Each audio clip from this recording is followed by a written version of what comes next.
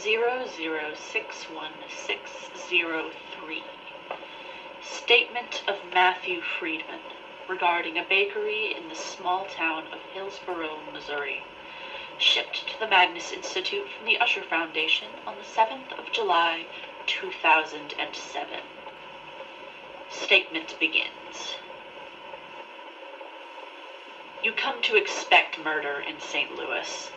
At least that's what I did when I lived around there. The city's the homicide capital of the entire U.S., so a news report about a poor gunshot victim or an armed robbery is something you get used to seeing when you flick on the TV to look at the weather. I've bounced around the counties as my dad moved jobs here and there, but it was all satellite movement to the city before I grew up enough to settle down. Don't get me wrong, it's not the worst place to live, not by a long shot. At least we didn't live in Detroit. You never really expect the gunshot victim or person who was robbed to be someone you know, though. Someone you love. You never do. My entire life revolved around that city. But this is the Midwest, God love it. Once you get out of the counties around St. Louis or leave Kansas City, there's nothing but forests and farms out there. It's like going back 50 years, and I barely ever left the outskirts of the city. That is, until I met my late fiancée, Evelyn Harris, back in the 90s. That's a lot of time between kissing for the first time and popping the question, but I take my time with things, and what can I say? I was nervous. What kind of fiancé would I be if I didn't pay attention to her ring either? Expenses be damned, it was going to be exactly what she wanted. We joked about getting married, finally tying the knot, and discussed ring preferences, so I had plenty of ideas for the perfect engagement ring. A pewter band inlaid with some sphalerite crystals from the geology department of the University of Missouri at Rolla. I'm sorry, I know I'm supposed to be giving a statement, but I miss her so much. Not a day goes by that I don't think of my sweet Evie. She was the most beautiful woman I've ever met, the kind of lady that only exists once in a century, you know? She lived in small-town Missouri, went to college in small-town Missouri, and then moved back to her hometown. Once again, in small-town Missouri, a decently small town, about 30-40 minutes away from St. Louis, called Hillsboro. It's a pretty large departure from my normal, only about 3,000 people and probably more chickens than men. However, my wife was my life, so to speak, so Hillsboro became something of a second home. It was decent enough, rampant right-wingers aside. Whenever I was there, I didn't have to worry about flicking on the news to see a murder report like I did back home. All I had to do was sit back, relax, and spend quality time with the love of my life. But I have to say, it's boring. You see, there isn't much to do in Hillsboro. Maybe we could visit an old covered bridge, go fishing, eat at the local McDonald's, and then stop by the Taco Bell for a second course. That's the kind of thing you do when you're bored in Hillsboro. Hell, it's what Evie grew up doing her whole childhood, teenage years, and even most of her adult life.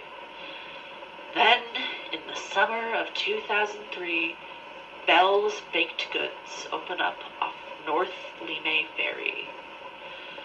It was new, so folks flocked in the dozens, myself and Evie included. It was a small place, an old farmhouse renovated into a cozy, homey Italian bakery. The owner lived on the second floor.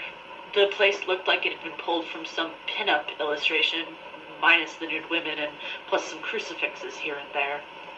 It had this jukebox in the corner, and not one of those fake old ones. It was a proper, beaten-up Wurlitzer jukebox, and I'm pretty sure she kept all of the original songs on it. It all combined to make a business that simultaneously felt like coming home as much as going out. Isabel Carnera, the owner, also happened to be the main employee. We never saw any other workers that came when we came to eat, which was surprising given the sheer amount of sweets set out behind the glass counters. She was there in the morning, there in the evening, and from what I and Evie could tell, all other hours of the day. Belle, as she was preferred to be called, was like average height, probably about 5 foot something, curly hair, round face, with a thicker build and a permanent blush on her cheeks. She looked like she stepped right out of a 1950s period drama, all day, every day, with the way she curled her hair and the style of her glasses. She damn near talked like it, too, when she wasn't acting like an Italian cook on the Food Network. To this day, I'm not sure if that was a bit or not. The place was sweet. Sickeningly sweet, even. The same sweetness you get when you leave a peach to ripen for too long. The donuts, cannolis, cheesecakes, cakes, you name it, it tasted. I don't have the words. It was some of the best grub I'd ever had. Hell, I would even say it was better than my mother's own cooking. I wish the thought of that place made me gag. I really, really wish it did. I hope to God that one day I'll stop wanting it. One day the thought of it will make me start drooling. Evie and I wanted to celebrate our engagement right before Valentine's Day. We were set to get married about 3 months from then, so you can imagine the scheduling crunch we found ourselves in. We were taking a break from all of our wedding planning that night. Evie worked herself to the bone for almost a whole week beforehand, getting some shit figured out with scheduling and venues, since we were trying to figure out where to have the wedding all over again. I decided that, for our collective sanity, we would catch the sundown special, as Miss Carnera called it, at the bakery. She would update the menu after 6 in the evening to include far more savory dishes, steaks that melted in your mouth, perfectly cooked chicken parmesan, homemade lasagna, and a whole slew of different pasta dishes that I could barely pronounce. All of it was seemingly cooked with the customer in mind, even if she hadn't met them before. I used to think that's all it was, that she was just a great cook with a boisterous personality. She was already out to greet us when we came in, as usual. She had a way of knowing when you would be around, standing by the counter in her red checkered dress and old, well-used and time-weathered apron. There were some red stains on it that day. When I asked about them, she just laughed and told me that she had a bit of an accident with some red dye for icing to go on heart-shaped cookies that she was preparing for Valentine's Day. I'd laughed with her at the time. Evie did too, and they chatted about different things that stained the worst. Evie described a particularly dirty construction job she'd supervised a few years ago, and even showed her pictures of the mud-caked clothes she had come home in after a sewage pipe burst from faulty plumbing. I hinted to Belle that it was more of a date than our other, more casual outings. She clearly got the memo, as she always did, and by the time I took my seat, the dusty old jukebox was singing out Sinatra and Dinah Shore like it was the end of the world. Of course, it was all background noise to what my sweet, wonderful Evie was saying. She graduated from Rolla in architectural engineering, the university there, you know. She would always have something new to say about the construction of the bakery, or projects her job had her on, or even the newest engineering intern she'd taken under her wing. I loved to listen to her talk for hours, regardless of if I understood a thing she said. It didn't matter, though. All that mattered was that my Evie could feel like she could talk openly with me, whether or not my brain could comprehend the intricacies of an HVAC system that she had overseen the installation of. Other men might worry about their wife being smarter, being more highly educated, but damn, I think her mind was the most beautiful, most attractive thing about her. I liked to joke that I would eat her up. apologies, there was a slight interruption. Statement resumes. It was a wonderful night. We both ate and drank until we could barely move. Pasta with homemade pomodoro sauce, freshly baked bread, tortellini soup. It was godlike. God forbid I forget the tiramisu Belle served us for dessert. I swear it tasted like love. It's all made in-house, you know. I would go back if... Well, I wouldn't. I'll never go back there. No matter how much it calls. Evie went missing the next day. She went off to oversee her project and never came home. Of course, she's a very busy woman with a high-demand job, so I'm used to her crawling into bed at the ass crack of dawn. I waited patiently, and eventually the sun began to peek over the tops of the trees, and Evie still hadn't come home. I really started to get a bit worried at that point. I listened for the landline to ring, hoping that maybe she just had to stay extra late, even overnight, and that she would give me a call at any moment. I told myself so many fucking lies to keep from panicking that night, and that call never came. It never came. I was up sitting by that phone for hours. Eventually I called her work myself, her supervisor, her interns, but they all said she had left at her usual time and should have been home by 11 at the latest. When the clock hit 10 in the morning and she still hadn't rolled into the driveway, I called the police to report her missing. I told them the last possible place she could have been, the address, what she looked like, numbers to call, what her car model was, and her license plate number. God, I don't think I've ever felt so grim before. It was like all the color had been sucked out of my house. No, our house. It didn't feel real. Still doesn't. We were about to get married, for fuck's sake. I lost count of how many searches I joined over the next few weeks, not to mention the amount of nights I went sleepless. Even in that cold, empty bed, I felt agony. I just laid awake staring at the ceiling as I tried to think of new places to look and search. She sure wasn't in any bed. She wasn't snug or warm.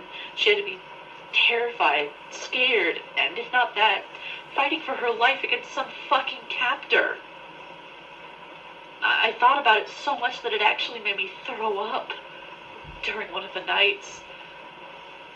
During the second week of the search and investigation, the strong woman I fell in love with 10 years ago, in pain, sliced, bleeding out. It all felt like some kind of night terror, or one of those fucking 90s slasher films that use a woman's fear as a tool. Except it was real. It was very, very real. I started having nightmares during the first few weeks. They were gory, disgusting things, filled with so much meat and gore. It was all just badly cut meat. That's all I can remember now, really. That and how I was eating it. No, wolfing is a better word. I was eating from the fucking nightmare buffet every single night for weeks. I still can't get the taste out of my mouth. It tasted like the flesh wasn't bled correctly. You understand? Like someone put a fucking penny in my mouth. There was so much blood. It should have been repulsive. I know it should have been. But in the dreams, it was ecstasy. And that, well, I don't really want to think about it. I don't want to think too hard about what that means for now after all that's happened. I might just get in touch with that therapist the investigator recommended. By the time the third week rolled around, they had found her car. It was crashed into the trees off of the road about 30 minutes away from her workplace, but just out of the way that the search parties kept missing it. By this point, I was starting to lose hope and energy. I barely ate or drank, and what little sleep I managed to get was filled with images of bloodied flesh. The police and investigative units started to tell me to take it slower and get some rest, saying that it isn't what Evie would want. I knew, and still know for damn sure, that's bullshit. If it were me who disappeared without a trace, Evie would spend every penny she had to her name looking to find me. She would scour the entire goddamn earth if she had to. She's strong like that. She was strong like that. Stronger than me for damn sure. She's always been stronger than me. I decided to take a drive that afternoon after they told me to take it slower. It's always helped me clear my mind, you know? We don't have any lack of long country back roads in the Show Me State either, so I just got in the car and started driving. It all looks the same if you're not paying attention. I wasn't joking earlier when I mentioned how Missouri is nothing but farmlands and forests, because I drove for hours and saw nothing but trees. I didn't even see any deer. At the time, I thought I drove aimlessly. I was barely even focused on the road from how foggy my mind was, so when I rolled into my normal parking spot in front of Bell's Baked Goods, I was a bit shocked. I didn't even remember getting off onto Old Lee May Ferry. Checking the time, I discovered it was almost 7 at night, the exact same time Evie and I had come to eat our dinner 3 weeks prior. The reminder only made tears run down my face. I think I sat there for almost 15 minutes with my head in my hands and the steering wheel, crying. The place was welcoming when I got out of the car. The windows were lit and warm. This buttery light that looked as rich as the baked goods inside, spilling out onto the gray of the asphalt and bare trees. It was like the entire place was waiting for me, beckoning me inside. The bakery promised food and everything that is comfort and love.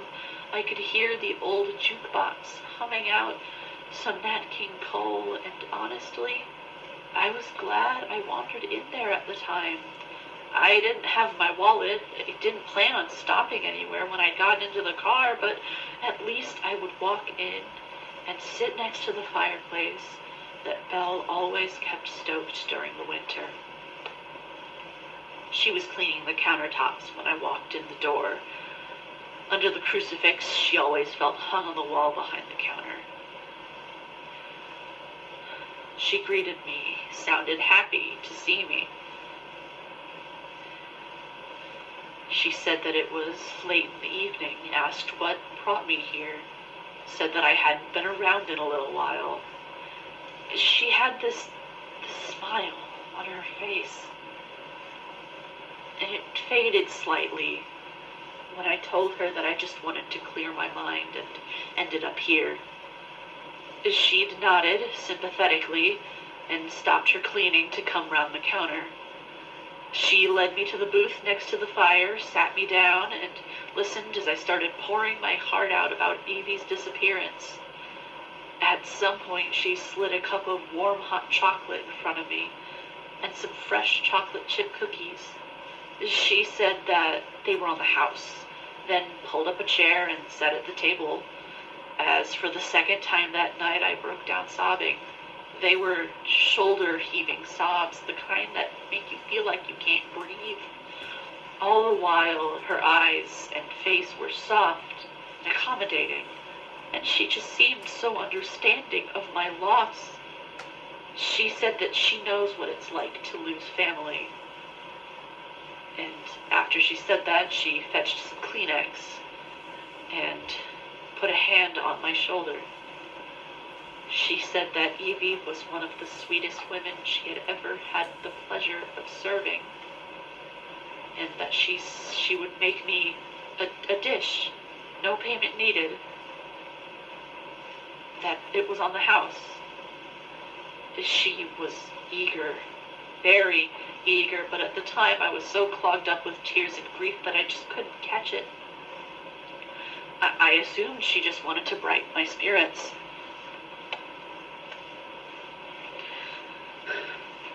As her hand left my shoulder,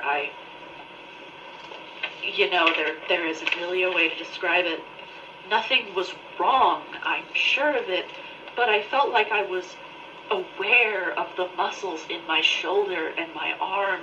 I could feel every tendon and twitch of muscle, the blood that made it all work, and all at once I was back in my nightmares of marbled fatty meats and sliced flesh. It was so intense that a wave of nausea threatened to make me empty my guts onto the table. Belle just gave me a slight pat to the back as I laid down and promised to get me some proper comfort food to get rid of my blues. I still hadn't touched the coffee or cocoa. The taste of blood was heavy on my tongue as she walked away. I chalked it up to my inability to get a wink of sleep. Maybe I'd just been ruminating on the nightmares for too long. I don't know how long I laid there before the smell started to waft through the bakery. It was a savory, meaty smell, one that held echoes of spices and warmth.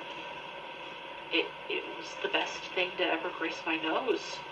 I could hear Belle humming along from the kitchen to the old show tune that the jukebox was piping out, and in my mind's eye I got the image of that woman with blood-slicked hands handling freshly cut slices of meat, feeding them into a grinder, all while humming with some jubilant excitement as she prepared something that I could not recognize. The image lasted less than a moment before the warm comfort of cooking meat brought me out of it. I sat back up as the nausea abated and let my face fall into my hands. I daydreamed a bit as I waited about my beloved, sweet Evie walking back through the door of our home, falling into her arms and crying into her shoulder. But even that was ruined. You know the term, I love you so much, I want to be in your skin. My mind conjured that, but literal. I don't want to talk about the thoughts I had. I'm saving that for therapy. I was jolted out of this state by the sound of a porcelain plate clicking down onto the wooden table. Belle warned me, quite warmly, that the plate was a bit hot, and to be careful when I started eating as she slid the dish in front of me. On the dish were 3 meat pies, rounded little things basted with olive oil and peppered with spices.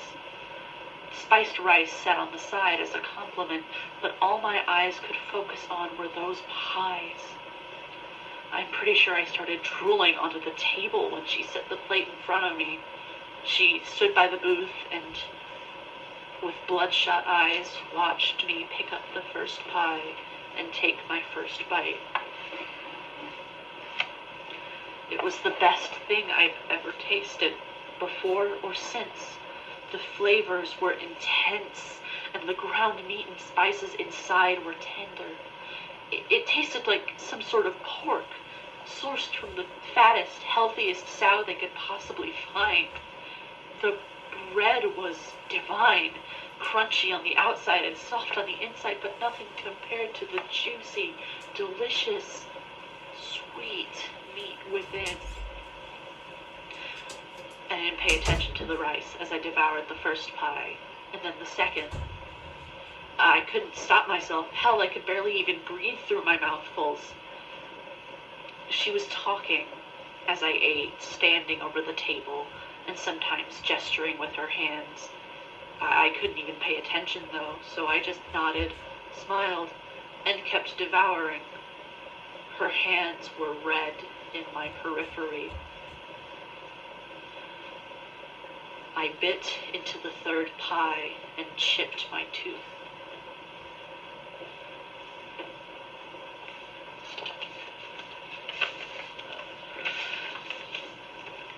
The pain shocked me out of that fogged, starving state for a moment as I sat dumbfounded.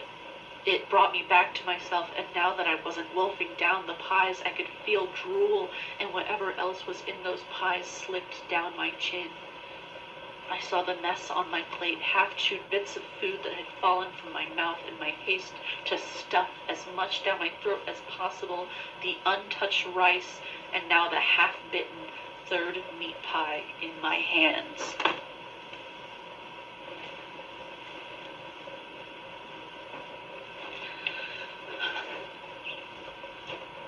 The tooth marks where I hadn't bitten all the way through were bleeding.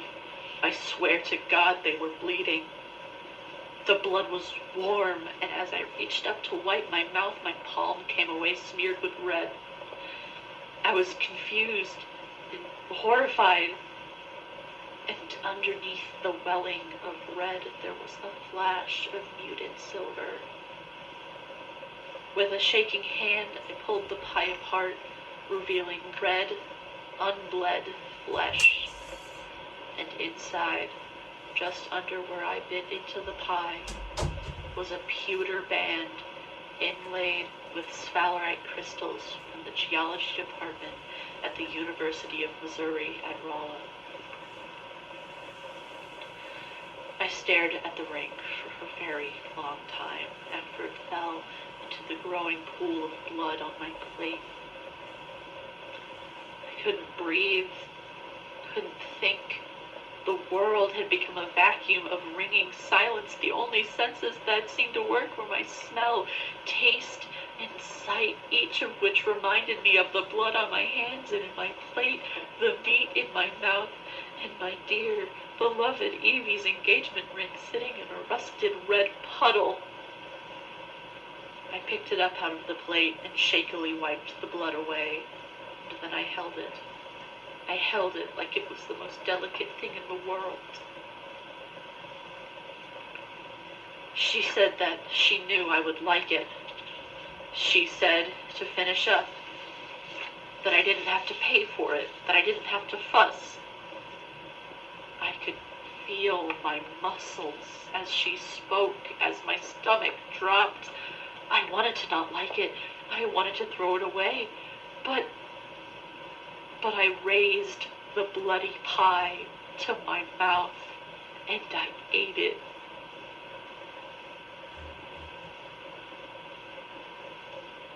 I had the feeling that if I didn't finish this meal, that the baker, who I had come to trust as a friend for years, would kill me, would butcher me, that she would make me into nothing but meat. Maybe that's all I ever was to her. Maybe I was always just meat, a fat steer waiting to be slaughtered and turned into burgers or steaks. Sometimes I wonder if she was fattening me up with my Evie, preparing me to be her next feast. She was smiling when I finally looked up at her. I could feel the tears pouring down my face, feel the sting in my eyes, but I paid no attention. A million things rushed through my head. Did you kill her? What happened to Evie? Why do you look excited? What kind of sick monster feeds a man his own fiancée? All I managed to croak out was, why? She smiled sweetly down at me. She looked like a proud mother or aunt or some kind of family member who had just witnessed me do something fantastic. The red of her lipstick started to drip. She said that I always did say how sweet Evie was. So she decided that she had to know for herself if she really was sweet. She said that I didn't exaggerate, that she was wonderful, so that I, of course, was obligated to have some as her future spouse. I was shaking badly by this point, disgusted at my lack of nausea as Belle pulled me up from my seat with a red-stained hand. I felt my bones twist in my...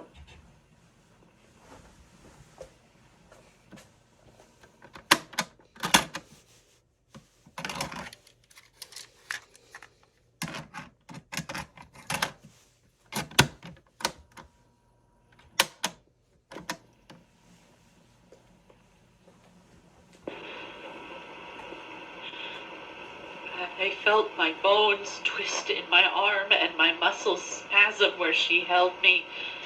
I think she tore my rotator cuff. It was vile, and the noise that came from my mouth felt far more animal than human. She sounded concerned, even worried, and she asked if it hurt, and she said she was sorry, that she didn't mean to do it. She said I should go home, take some time to rest, because after all, the investigators told me to take it slow. She sent me off with a sling wrapped around my arm. She told me to come back soon, to call her if I needed anything at all, after she had killed my wife and fed her to me.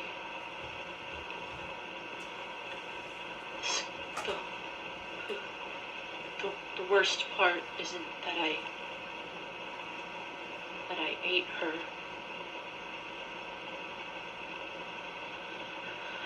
It's that those meat pies were the best thing that I've ever tasted. I could describe them as ethereal. I've never wanted seconds as badly as when she handed me those pies. I can't remember the last time I have ever been that ravenous. I didn't go to the police. How could I? I doubt they would believe that the local Italian-American baker had suddenly turned to cannibalism.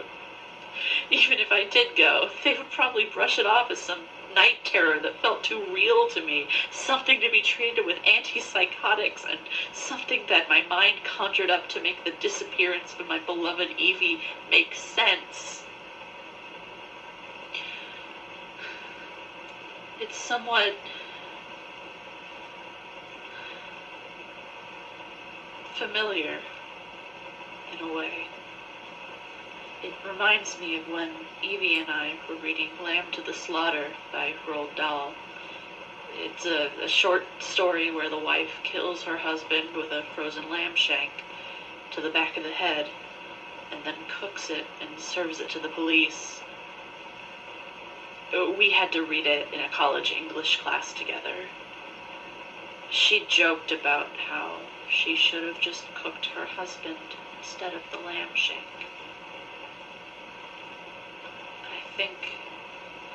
I think that's all. I'm going home. I'm really, really hungry. Statement ends. Now, this was sent to us from the Magnus Institute, actually. We had sent them a few of our statements, and so we just got them back recently. So the archivist in charge of the archives back there across the pond had actually included some of his notes, so I might as well read them. Gertrude had this statement delivered to the Institute about a decade ago. For what reason is still a mystery, though I do have Sasha now on duty to find other statements from the Usher Foundation that may be lost so that they can be sent back to where they belong. We did some follow-up on Matthew Freedman. Apparently, he was found guilty a few months later for the first-degree murder of his fiancée, Evelyn Harris. The police found a freezer in his home filled with different cuts of meat, which, when were DNA tested, were confirmed to belong to Harris. Her flesh was also confirmed to be in sausages and a leftover burger found in his fridge. Bell's Baked Goods indeed existed and was founded in July of 2003 by one Isabel Carnera, which matches Mr. Freedman's statement. However, according to what Sasha found online, the establishment closed its doors shortly after Mr. Freedman gave his statement, as she was moving internationally and could not continue to operate the bakery. Apparently she was moving to London, according to some of our disappointed patrons. I suppose we should keep an eye out for any murderous bakers. I might ask Martin to inquire around London to find if she truly did move here. Maybe he'll get to do a few more jigsaw puzzles. The more supernatural aspects of this case, however, I find very hard to believe. Some background on his family shows that his father was on medication for schizophrenia, and though Matthew himself was never diagnosed and the titular butcher of this story has no criminal background to speak of, I do believe that perhaps it was time for him to see a licensed professional. Therapists suggested by investigators aside. Day terrors and night terrors can be detrimental to mental health, and seeing as he admitted to getting very little sleep, food, or drink, it's possible that Mr. Freedman was suffering from acute hallucinations. Though there is one detail that catches my eye. In the kitchen of Mr. Freedman, the investigators found a recipe for